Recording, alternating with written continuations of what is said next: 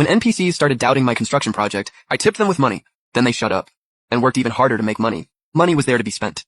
I couldn't even finish spending it. I went to the US and bought a ton of heavy weapons, including mobile combat robots and obstacle clearing robots. And since I paid more than enough, I even got hold of 2 nuclear bombs through unofficial channels. In a bay, I also hid my nuclear submarine in a plane. The underground bunker had a tunnel leading right there. I hired 2 instructors to train me every day to drive the submarine and fly the plane.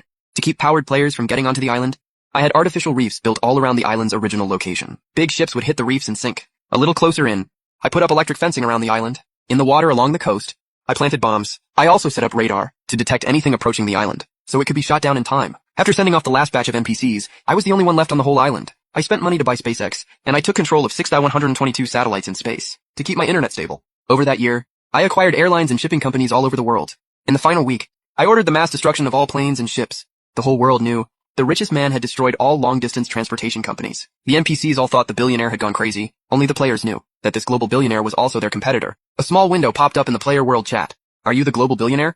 Only he saw that I had chosen infinite wealth. But I ignored him.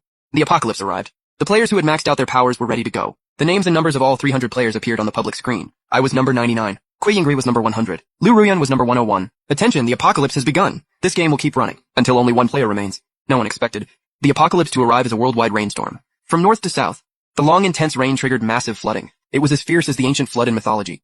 Future Island also got hit by heavy rain. But because the island was so small, the rain clouds were gone after just 2 days. The powered players were stunned. System zombies in a flood? What the hell are our powers even good for?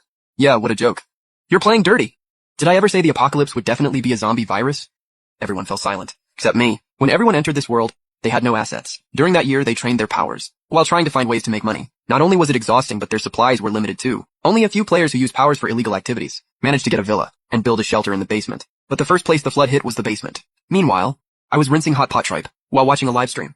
The streamer was hiding behind a curtain, secretly filming the situation in the building across the street. A player was using fire powers to snatch supplies. Listen up, guys. This is not special effects and it's not cosplay. This is a real powered human. He used to be the security guard in our complex. Now he's using fire to break through the door. This is his 10th robbery, and it even alerted the NPCs. A whole squad of SWAT officers came into the neighborhood in rescue boats. They surrounded the building with guns out.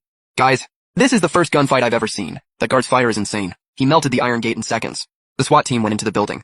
Gunfire was intense. Countless windows were blasted open by flames. Explosions kept going off nonstop. Then suddenly, a figure flew out from the top floor and crashed straight into the floodwater. Not long after,